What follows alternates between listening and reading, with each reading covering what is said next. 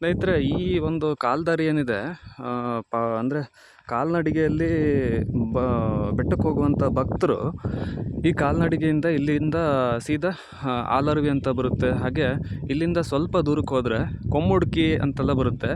ಇಲ್ಲೆಲ್ಲ ವೀರಪ್ಪನ ಒಂದು ಏನು ಹೇಳ್ಬೇಕಂದ್ರೆ, ವೀರಪ್ಪನ ಕಾಡಂಚಿನ ಗ್ರಾಮಗಳು ಈ ಕೊಮ್ಮುಡ್ಕಿ, ಆಲರ್ವಿ ಹೀಗೆಲ್ಲ ಬರುತ್ತೆ. ಇಲ್ಲಿ ತುಂಬ ಹಳ್ಳಿಗಳು ಬರ್ತವೆ. ಈ ಕಾಡಂಚಿನ ಗ್ರಾಮಗಳಲ್ಲಿ, ಹಳ್ಳಿಗಳಲ್ಲಿ ಆ ವೀರಪ್ಪನು ಜನರ ಒಂದು ವಿಶ್ವಾಸವನ್ನು ಗಳಿಸಿ ಅವರಿಗೆ ಸ್ವಲ್ಪ ಕೆಲವರಿಗೆ ಹೆದರಿಸ್ಬಿಟ್ಟು ಅವನು ಅಲ್ಲಿ ಕೆಲವು ದಿನಗಳ ಉಳ್ಕೊಳ್ಳೋದಕ್ಕೆ ವ್ಯವಸ್ಥೆಯನ್ನು ಮಾಡ್ಕೊಳ್ತಿದ್ದ. ಇದು ನೋಡಿ, ಅರಳಿಕಟ್ಟ ಇದೆ. ಕಾಡಂಚಿನ ಗ್ರಾಮಗಳಲ್ಲಿ ಜನರಿಗೆ ಬೆದರಿಸ್ಬಿಟ್ಟು ಅವನಿಗೆ ಬೇಕಾದಂತಹ ವಸ್ತುಗಳನ್ನು ತಗೊಳ್ಳೋದು, ಈ ರೀತಿ ಎಲ್ಲ ಮಾಡ್ತಾಯಿದ್ದ ಸ್ನೇಹಿತರೆ. ಅಲ್ಲಿನ ಜನಗಳು ವಿಧಿ ಇಲ್ಲದೆ ಅವನಿಗೆ ಸಪೋರ್ಟ್ ಮಾಡ್ತಾಯಿದ್ರು.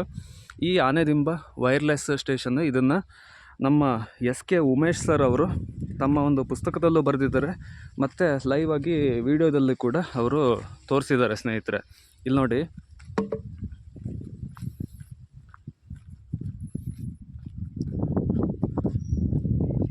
ಇಲ್ಲಿ ಅಲ್ಲಲ್ಲಿ ಆ ರೀತಿ ಸಣ್ಣ ಸಣ್ಣ ಚಿಕ್ಕ ಗುಡಿಗಳನ್ನು ಮಾಡಿದ್ದಾರೆ. ಅಲ್ಲಲ್ಲಿ ನೋಡಿ, ಎಂಥ ರಮಣೀಯವಾದ ಪ್ರದೇಶ ಸ್ನೇಹಿತರೆ. ಇಂಥ ಕಾಡಲ್ಲಿ ವೀರಪ್ಪನ ಹಿಡಿಯೋದಾದರೂ ಹೇಗೆ?